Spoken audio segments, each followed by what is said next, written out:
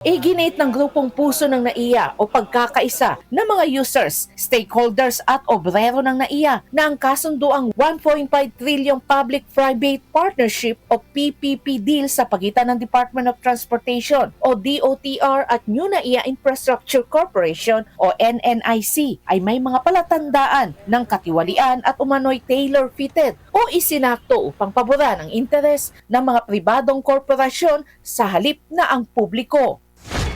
Nakita namin dito, napalagay namin, ay dapat itong tingnan ng ICI din. Mas malaki ito sa flood control, 1.5 trillion ito, na magraran hanggang 15 taon at may panibagong extension na 10 years, lumalabas na 25 years.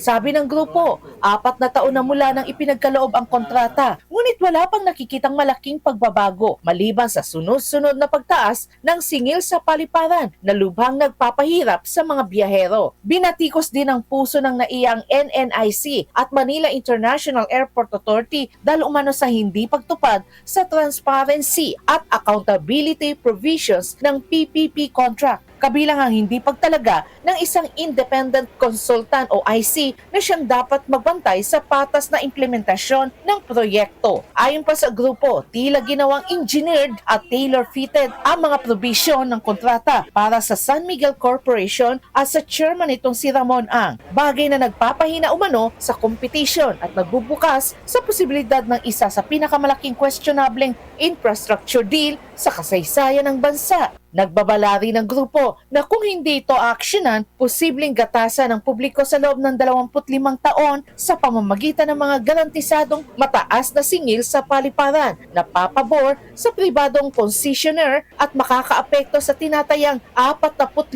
milyong pasahero ng NAIA. Noong pong ginawa itong kontrata na to, dapat po ayon sa PPP guideline, meron pong tinatawag na consultation. Hindi po ginawa iyon. Meron pong tinatawag na transition plan. Wala po silang nilabas na gano'n. At bakit? Kung kailan nag-take over ang NNIC, saka lumabas yung bagong rates.